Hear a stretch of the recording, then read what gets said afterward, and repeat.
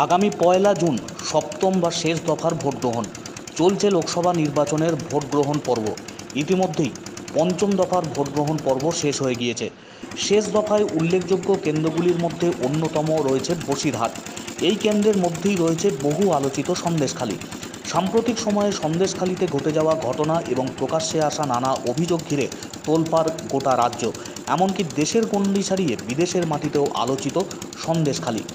একসময় তপ্ত এই জনপদ আপাতত শান্ত, জনজীবনে ফিরেছে স্বাভাবিক ছন্দ। ধামাখালি ফেরিঘাটে চেনা ছবি।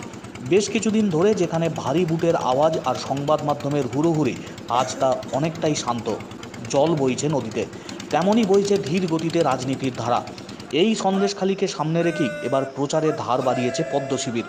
সন্দেশখালীর রেখা পাত্রকে লোকসভার প্রার্থী করে বসিরহাট কেন্দ্রকে আরও আলোচনার কেন্দ্রবিন্দুতে তুলে এনেছে বিজেপি।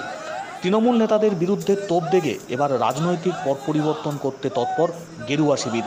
এলাকা জুড়ে চলছে প্রচার। অনুন্নয়নকে হাতিয়ার করে প্রচার করছেন বিজেপি কর্মীরা।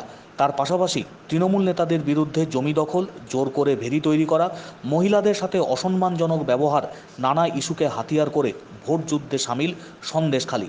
আপাতত শান্ত সন্দেশখালী এবার দাঁড়াতে চলেছে ভোটের লাইনে। বসিরহাট লোকসভা জুড়ে বাম ও তৃণমূল তারাও প্রচার করছে, তবে ফোকাস সেই সন্দেশখালীকে ঘিরেই।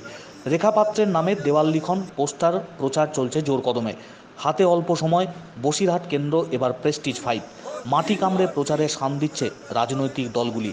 কি হয় সন্দেশখালীর ফলাফল, তার জন্য অপেক্ষা আগামী ৪ঠা জুন পর্যন্ত। ২৪-এর লোকসভা নির্বাচনে বসিরহাটের প্রার্থী রেখাপাত্রকে ভোট দিন, ভোট দিন, ভোট দিন। এবার ভোটে জিতছে কারা? এবার ভোটে জিতছে কারা? চারিদিকে জিতছে কারা? জয় শ্রীরাম, জয় শ্রীরাম, জয় শ্রীরাম, জয় শ্রীরাম। আমাদের জীবনযাত্রা তো অসহায়। আচ্ছা আচ্ছা আচ্ছা। না চিকিৎসা হয়। আর এখানে আমাদেরকে খুব কষ্টের মধ্যে দিন যাপন করতে হয়। আচ্ছা, এখানে আমাদের নেই একটা রাস্তাঘাট, মানে নেই একটা হসপিটাল, কোনো পরিষেবা কোনো নেই, এখানে কিছুই নেই। খুব দুঃখে আছি আমরা, আচ্ছা গ্রামের মানুষ। আচ্ছা, আমরা খুব কষ্টের সহিত আছি। আচ্ছা, এখানে আমরা যে ভারতীয় জনতা পার্টিটা করতে যাই ২১ সালে বিধানসভা, আমাদের শাহজাহান শেখের টিএমসির হারমাত বাহিনীরা প্রচুর ঘর বাড়ি ভাঙচুর, মেয়েদের উপর অত্যাচার, লুটতরাজ, মানে জঘন্য ব্যবহার আচ্ছা ওরা করেছে। মানে হ্যাঁ, এমনকি আমাদের এখানে একটা পুরনো ক্লাব আছে নবশক্তি সংঘ, সেটাও তারা বহুদিনের ৬৬ সালে মনে হয় ক্লাবটা স্থাপিত, তখন মনে হয় আমার জন্ম হয়নি। যাই হোক, তো সেই ক্লাবটাকে রেজিস্ট্রি ক্লাব, সেই ক্লাবটা টিএমসির কার্যালয় বলে লিখে দিয়ে সেই শাহজাহান শেখের হারমাত বাহিনীরা। সন্দেশখালী থানা আমাদের। আচ্ছা, আমরা সন্দেশখালী থানা কড়াকাটি গ্রাম, আমাদের ২৩১ নাম্বার পার্টের বাসিন্দা আমি। আচ্ছা আচ্ছা, করতে এই শাহজাহান শেখ ধরা পড়াই আমরা এই সাহস পেয়েছি। খালি ২ নম্বর ব্লকের অন্তর্ভুক্ত আমরা ভারতীয় জনতা পার্টির পক্ষ থেকে হ্যাঁ, আপাতত আমরা প্রচারে বেরিয়েছি। আচ্ছা ভারতীয় জনতা পার্টির পক্ষে আচ্ছা,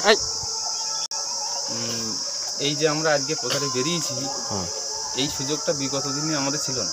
আপাতত এখানে আমরা এক নামে যাকে চিনতাম শাহজাহান শেখ, আচ্ছা, পুরো এলাকায় সন্ত্রাস করে হ্যাঁ, সমস্ত মানুষকে হ্যাঁ, ঘরের মধ্যে ঢুকিয়ে রেখেছিল। ভোট তো দিতেই দিত না কাউকে। আচ্ছা, তো ওর গ্রেপ্তার হওয়ার পরে ওর যে ৪-৪টা নেতারা আছে তারা ওদের ঘরে ঢুকে গেছে।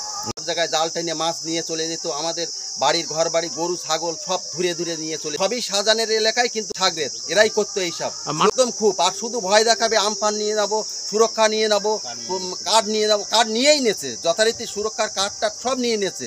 হ্যাঁ, তারপরে আছে চাল বন্ধ করে দিয়েছে। এখানে আমাদের ডিলার সঞ্জয় মণ্ডল এমআর ডিলার, তার বাড়ি গিয়ে একটা বড় লিস্ট ধরিয়ে দিয়েছে, মানে ৫০-৭০ জনের লিস্ট। তারা আবার ৩ মাস ৪ মাস মাল পায়নি। তারপরে সেই ডিলার আবার সমস্ত মানুষের ডেকে আবার মাল দিয়েছে ৪ মাস পরে। এইসব তাণ্ডবের কাণ্ড করেছে এখানে।